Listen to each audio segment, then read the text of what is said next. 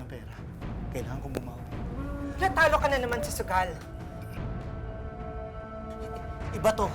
Iba to, Jenny! Iba to! Pagtalo ka na, tumigil ka na.